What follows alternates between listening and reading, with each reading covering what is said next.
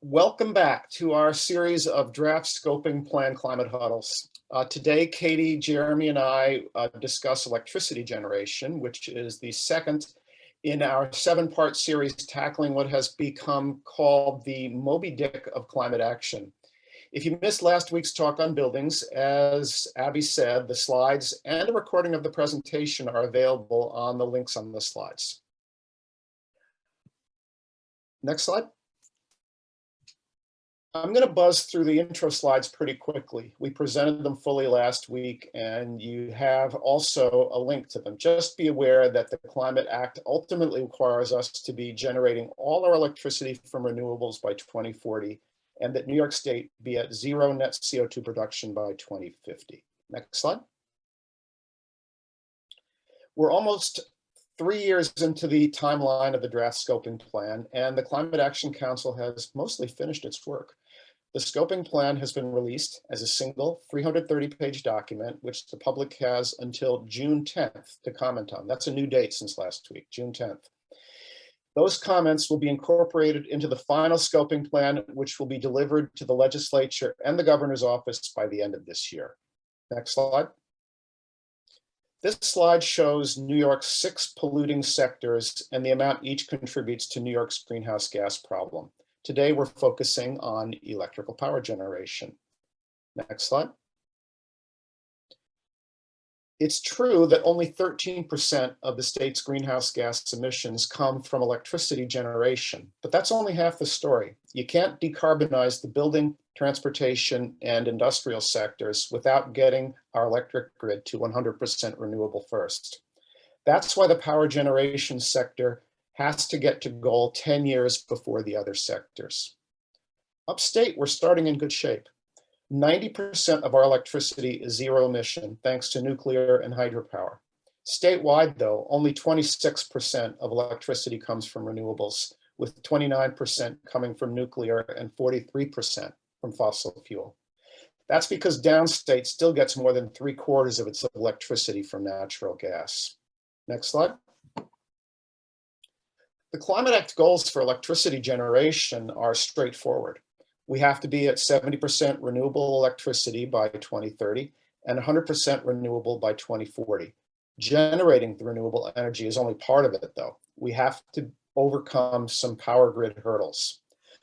First, we'll have to connect more suppliers to the grid than ever before, producing a wider range of power levels than the grid has ever seen before, and also with power variability, the likes of which the grid has never seen before.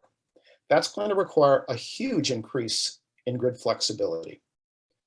Second, with every part of the economy becoming electrified, we need to transmit the electricity with better reliability and resiliency than the grid has ever needed before. Third, with over 1 million new electric vehicle charging stations, we'll need to distribute the electricity to more end-use points than ever before. Next slide. So how do we get there?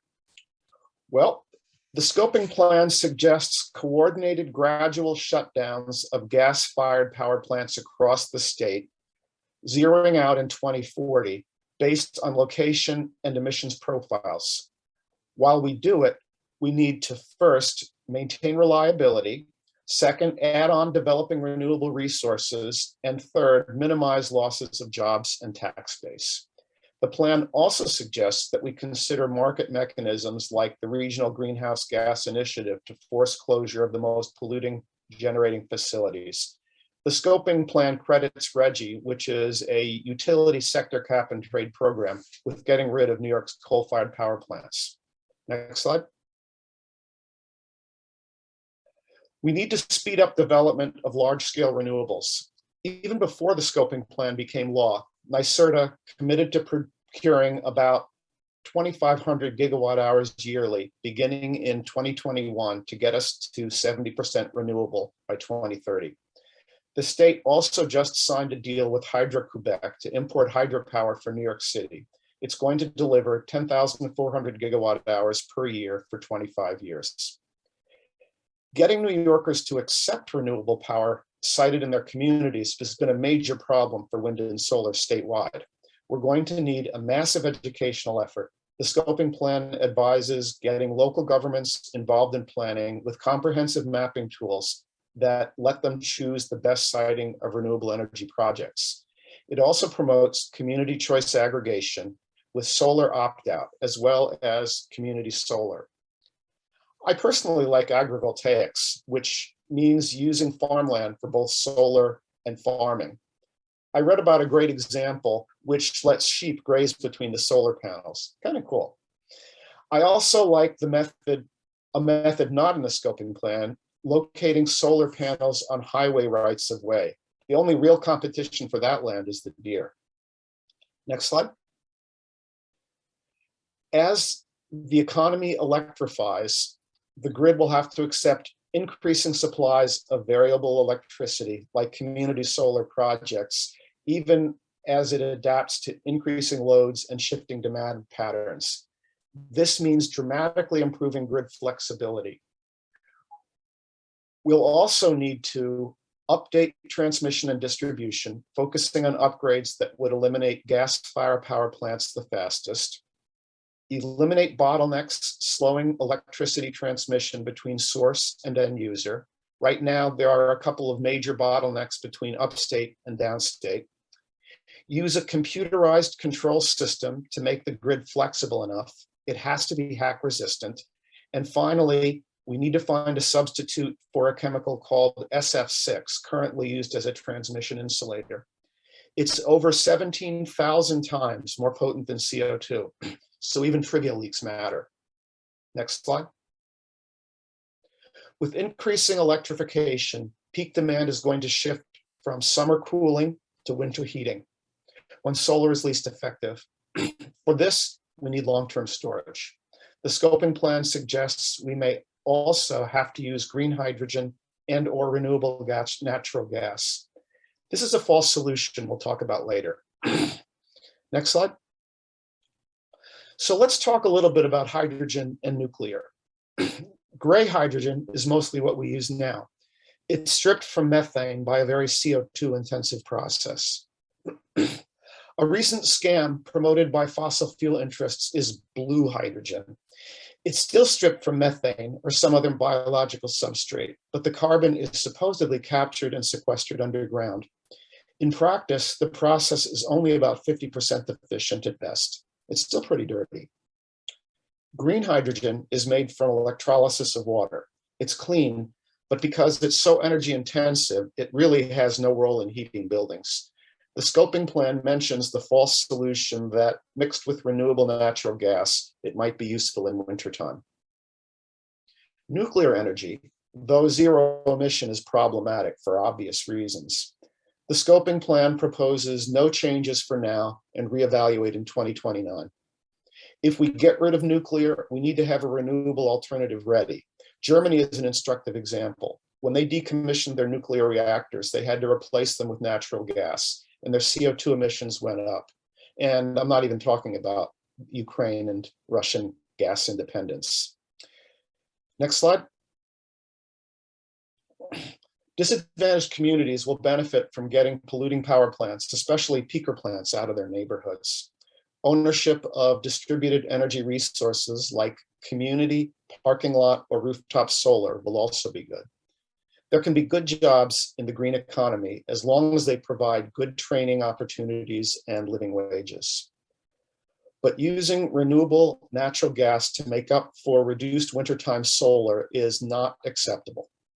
The gas plants will stay in frontline communities, and burning renewable gas produces the same pollution as burning fossil fuel gas. Next slide. R&D needs in energy are all about long-term storage. Opponents of the green transition keep saying we need natural gas for reliability in the winter when the solar doesn't work.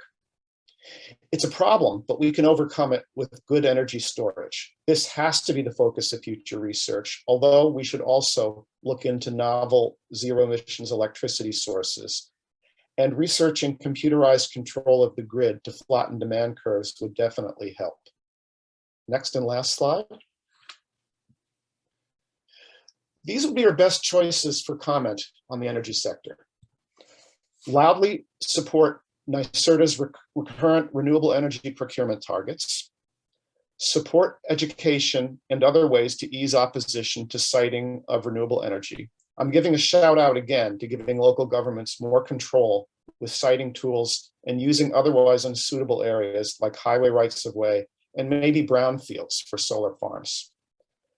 We absolutely must push for research on long-term energy storage.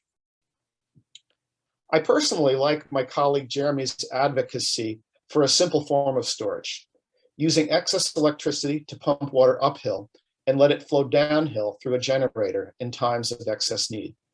It's been tested and used elsewhere and should be in the scoping plan. And finally, a question. Why are fossil fuel interests pushing hydrogen for electricity generation? Hydrogen in pure form actually damages pipes. It doesn't work unless you dilute it below 30% with natural gas. So it's really not so much about the hydrogen, but about keeping their natural gas infrastructure. And that much natural gas would be illegal under the Climate Act. Transporting it would leak methane, and burning it would release CO2, no matter where it comes from. Reject this false solution for the scam it is. And with that, I'll open up to any questions. I